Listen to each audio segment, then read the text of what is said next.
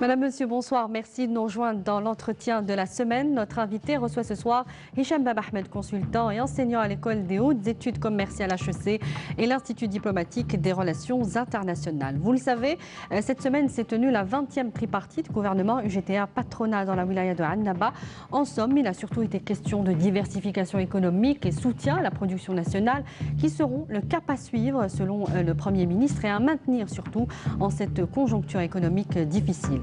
Le marketing territorial, c'est notre thème ce soir. Peut-être une piste sérieuse pour à la fois encourager l'investissement dans notre pays et créer de la richesse et de l'emploi. Alors comment le marketing, dont l'objet initial est de vendre un produit à un consommateur, peut-il œuvrer à des buts sociaux ou d'intérêt général, économique en l'occurrence? C'est ce que nous allons tenter de comprendre ce soir avec notre invité. Hicham Bab Ahmed, bonsoir. Bonsoir. Merci d'avoir accepté notre invitation. Permettez-moi, avant de vous remercier de m'avoir invité, de vous souhaiter une bonne journée de 8 mars, ainsi qu'à la maman, qu'à l'épouse, à la sœur, à l'amie, à la femme qui a contribué à libérer le pays, à la femme qui contribue à combattre l'illettrisme et l'intégrisme, mais aussi à la femme qui s'investit pour développer l'Algérie ainsi que le monde entier. Merci. Merci pour elle. Merci pour toutes les femmes du monde, en l'occurrence, puisque c'est une journée internationale. Alors, on va revenir à notre thème. Donc, je parlais de cette rencontre de tripartite qui s'est tenue cette semaine. Une question comme ça, d'emblée, pour cerner un petit peu notre thème ce soir. Doit-on commencer par là, par le marketing territorial, avant de penser à une quelconque stratégie de diversification économique, le train dans lequel nous embarquons actuellement? En fait, ce qui est intéressant au niveau du marketing territorial, c'est qu'il connecte les bases du marketing au niveau étatique. Parce que actuellement, tout le monde le sait, nous sommes actuellement dans une ère de mondialisation.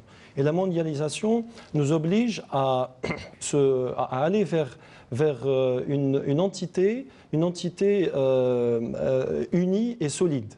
Pour aller vers cette entité, la tripartite est une excellente chose dans le sens où il y a une entente sur les grandes lignes que l'État et l'entreprise et les travailleurs se mettent d'accord pour développer ensemble le pays. Parce qu'à l'époque, il y a concertation. Donc. Oui, c'est une concertation par rapport... et tout le monde est gagnant. Parce que quand l'État gagne, quand l'entreprise gagne, tout le monde même le travailleur est gagnant au niveau de son salaire, au niveau de ses conditions de travail, etc. Et donc, pour revenir à ma question, le marketing territorial, c'est peut-être par là que tout devrait commencer? Oui, et le signal est donné. La preuve, la tripartite a été effectuée au niveau de Annaba, qui est une ville extraordinairement puissante au niveau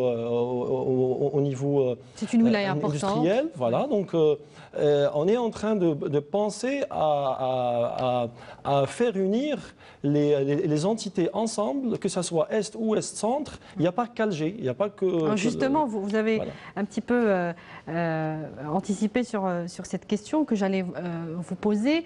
La tripartite est délocalisée depuis, enfin si on peut dire ça, depuis déjà, c'est la deuxième fois, après Biskra, cette fois c'est Annaba. Elle traduit cette initiative, selon vous, la volonté justement des pouvoirs publics d'une concertation avec tous les acteurs économiques du pays? Effectivement, la volonté y est. Quand on discute avec un haut responsable, on a cette vision avec lui sur des sujets qui est au niveau de ce côté marketing territorial. Il n'est pas cité comme tel, c'est vrai. mais on retrouve des notions. On retrouve beaucoup de notions sur le marché. Oui. Alors, le marketing territorial, on va d'abord essayer de comprendre ce que c'est pour les téléspectateurs néophytes, j'imagine, qui ne connaissent pas cette notion. Donc, le marketing aujourd'hui dépasse donc la notion de simple transaction marchande. Ça souligne en tout cas déjà le caractère évolutif de ce domaine. Mais comment concrètement cette discipline, si je peux dire ainsi, peut contribuer au développement économique? En fait, c'est les mêmes techniques utilisées au niveau de l'entreprise qui orientent l'État vers une écoute de besoins et de se poser des questions.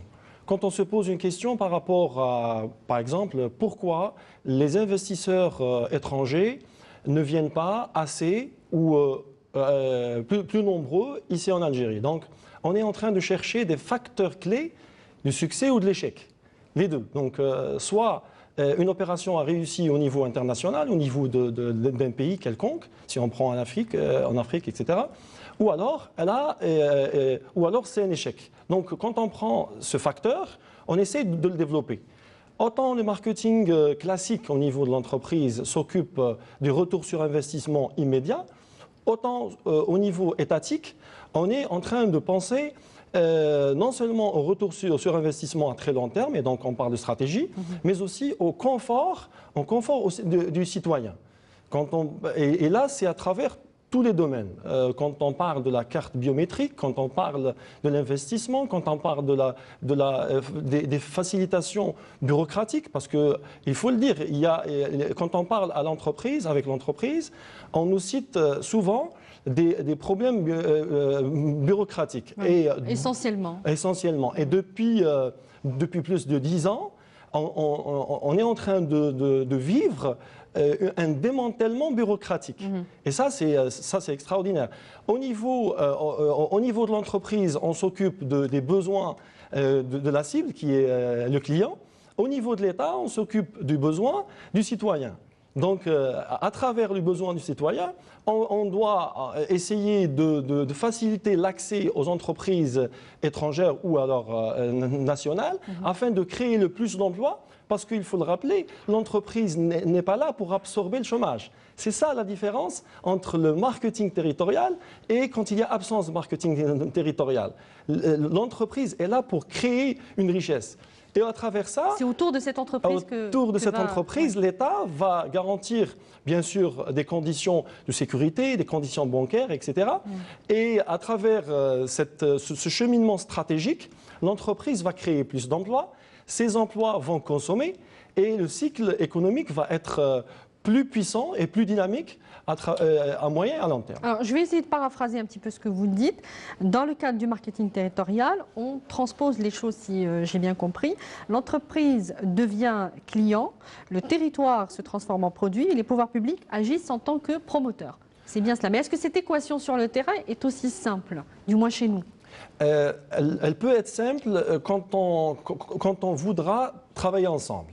Et là, on est en train à travers ces réunions, à travers les associations d'entreprises, à travers les clusters, etc., on est en train d'assister à une mutation économique quand on trouve, parce qu'à l'époque, une entreprise n'était pas reçue de la même manière au niveau d'un ministère, alors que maintenant, on trouve qu'il y a plus de relations stratégiques qui se construisent au niveau des ministères à travers une étude de besoins de l'entreprise pour l'aider, que ce soit au niveau international pour exporter ou alors au niveau national pour recruter, pour importer de la matière première, des produits semi-finis, etc. Et ce cheminement exige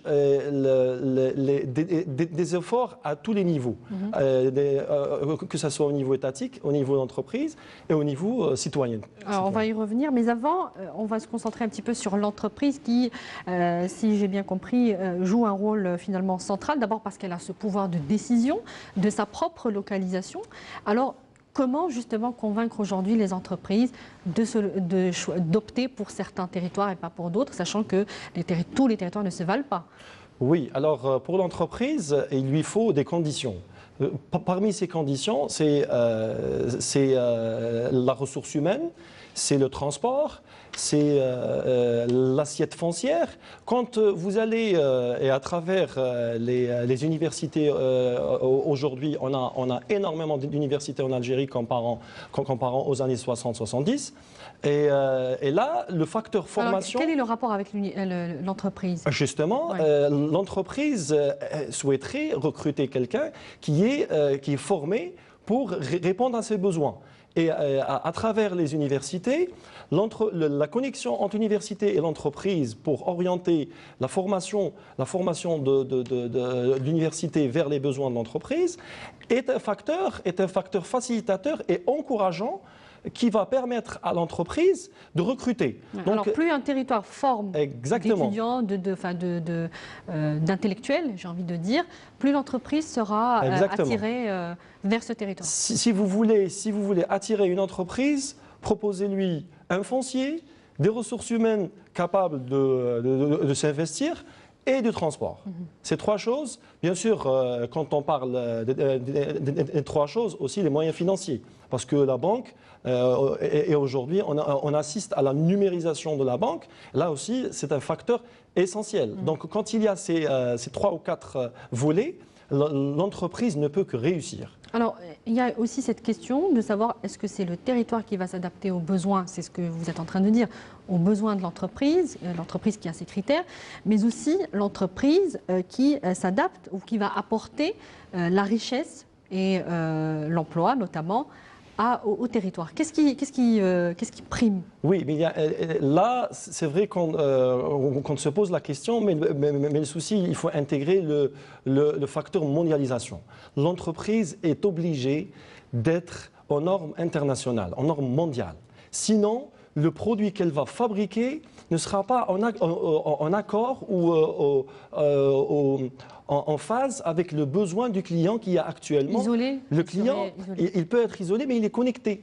Il regarde les chaînes télévisées étrangères, il regarde les sites internet qui lui proposent des études comparatives concernant tel ou tel produit. Et ceci pousse l'entreprise à élever le niveau. Quand l'entreprise est poussée à élever le niveau, elle est obligée de demander à l'employé d'élever le niveau. Elle est obligée. L'entreprise ne peut pas élever le niveau seule. C'est l'employé, c'est sa ressource humaine qui va l'aider à avoir un produit de qualité avec des prix compétitifs. Aujourd'hui, on voit, vous l'avez dit, des régions à l'ouest et à l'est du pays, des régions où se sont implantés des complexes industriels importants. Ce sont aujourd'hui des critères ou des atouts importants pour attirer plus d'entreprises, notamment étrangères? Bien sûr, parce que quand vous implantez un complexe, ça va immédiatement engendrer des annexes satellites.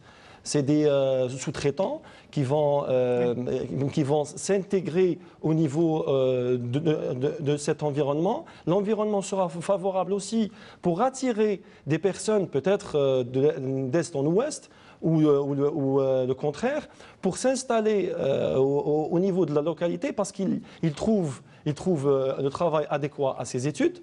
Et à travers ça, ça va créer une ambiance de travail, une émulsion, un dynamisme qui est extraordinaire. Et tout ça, le marketing territorial aide à pousser et l'État, et l'entreprise, et le travailleur à travers la formation à toujours s'améliorer pour proposer des services meilleurs. Alors ça concernait l'entreprise.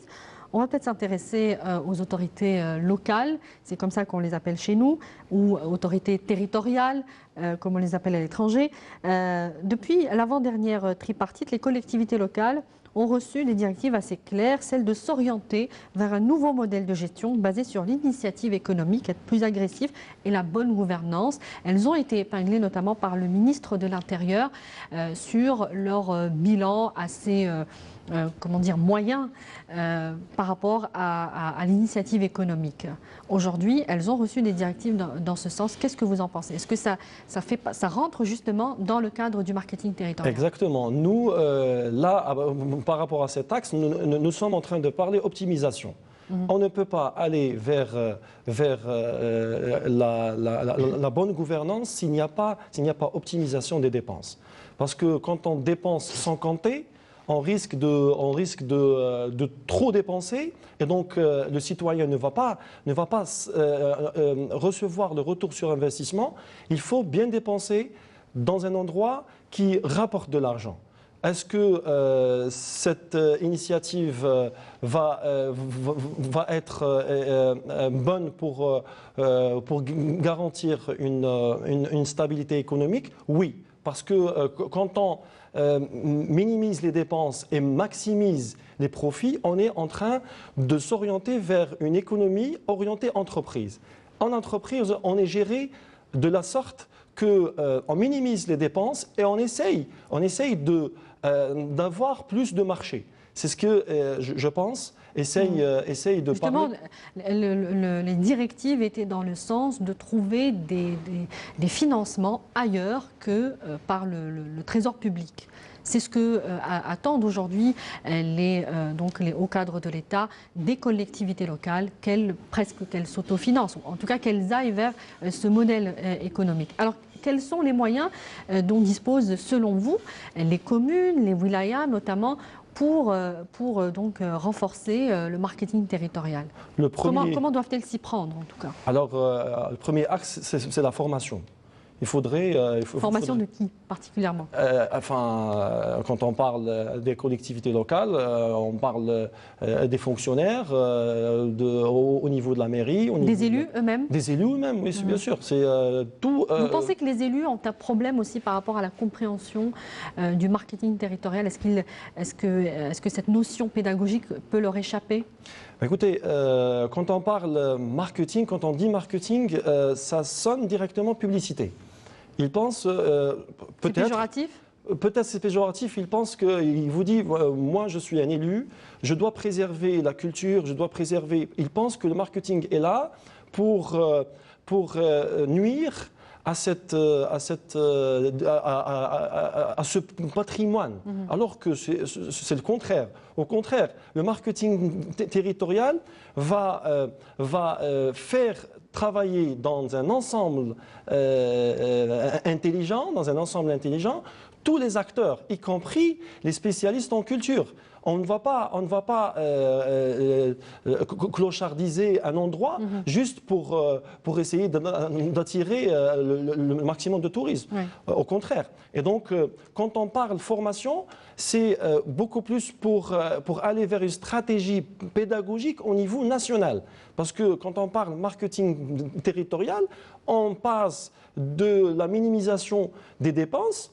On dépense bien, mais on dépense juste.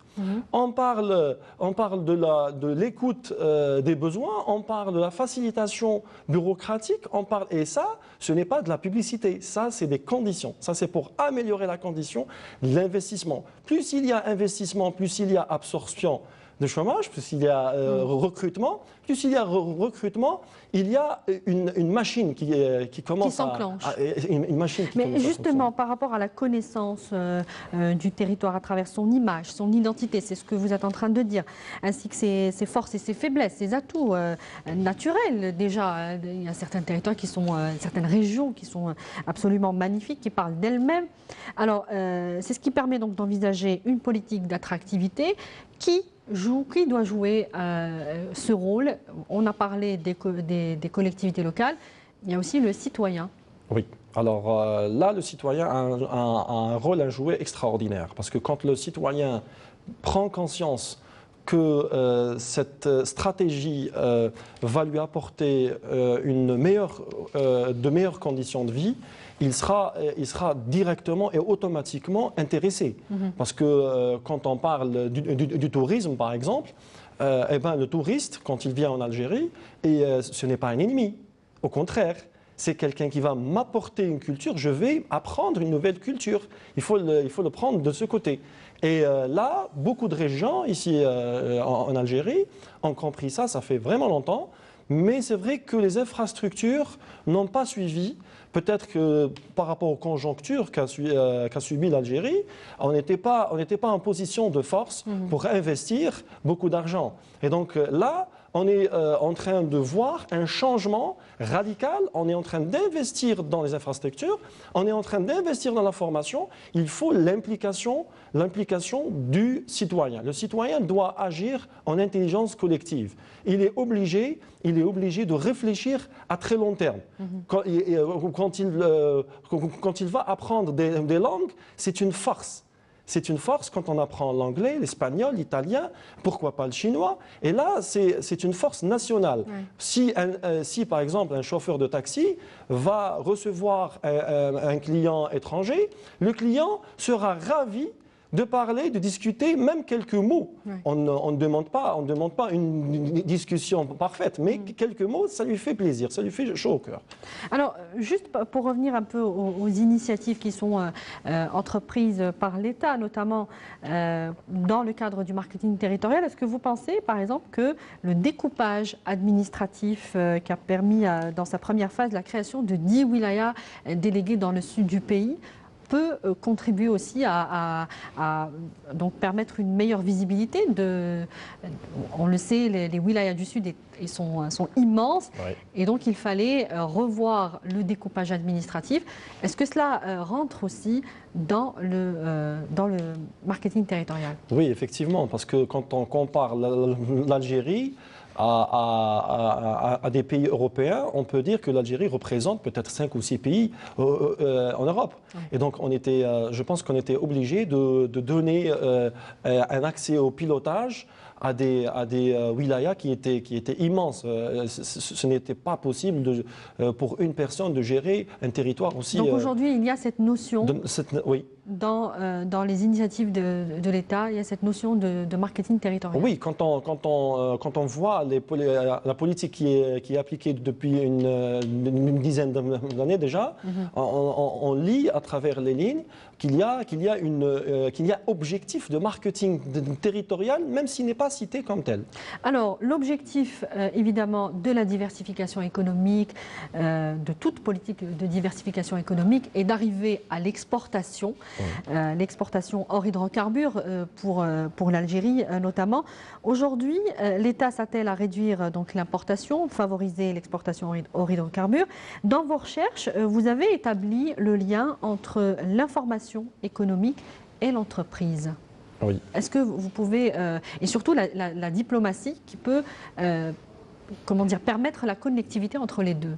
Oui, à travers la diplomatie, qui est un outil de présence à l'international, on retrouve des fonctionnaires qui sont présents au niveau mondial, qui peuvent apporter une information économique et commerciale qui servira à l'entreprise, à la PME, d'adapter son produit ou son service à ce marché. Parce qu'on ne peut pas aller à l'international, on ne peut pas aller vers un nouveau marché si on ne va pas le connaître. Et donc, on a énormément de produits et de services algériens qui peuvent s'exporter. On peut citer l'exemple des jus, des boissons gazeuses qui ont été exportés en France, au Canada, aux États-Unis. Sans problème. Oui, sans problème. Alors, est-ce que l'entreprise algérienne accorde de l'importance à cette information commerciale? Est-ce qu'elle est interconnectée avec le ministère des Affaires étrangères? Est-ce qu'il y a cette équation? Oui, la connexion commence à se faire. Bon, au niveau hiérarchique, elle est claire. Maintenant, au niveau du terrain, c'est vrai que ce n'est pas tous les fonctionnaires qui considèrent l'entreprise comme le partenaire idéal. Et donc la diplomatie est en train de muter vers vers une diplomatie économique. On le voit d'ailleurs quand on écoute le discours du ministre des Affaires étrangères, il le dit clairement, il est partenaire, le ministère est partenaire avec l'entreprise. Les politiques économiques. Les politiques économiques de notre pays. Alors, dernière question, pour vous, la promotion des exportations hors hydrocarbures doit passer essentiellement par des concepts comme la cohérence, la transparence, la rationalité, la rentabilité. Est-ce que nous sommes aujourd'hui au diapason de ces concepts? Et on terminera là-dessus. Nous sommes bien partis dans ce concept. Il nous faut plus d'intelligence collective pour essayer de réduire les aspects bureaucratiques, pour essayer d'ouvrir la porte aux entreprises. Le chef d'entreprise est un partenaire du fonctionnaire. Ce n'est pas un ennemi. Nous sommes tous sur le même bateau. Nous sommes obligés d'aller de l'avant. De travailler ensemble. Et de travailler ensemble. Hicham Baba Ahmed, je rappelle que vous êtes consultant et enseignant à l'école des hautes études commerciales HEC et à l'Institut diplomatique des relations internationales IDRI à Alger. Merci pour vos éclairages ce soir. Merci à vous également de nous avoir suivis. Je vous rappelle que l'émission est en replay sur les www.entv.dz. Elle sera rediffusée demain après le journal de la mi-journée. Excellente suite des programmes sur notre chaîne et à la semaine prochaine. Bonsoir.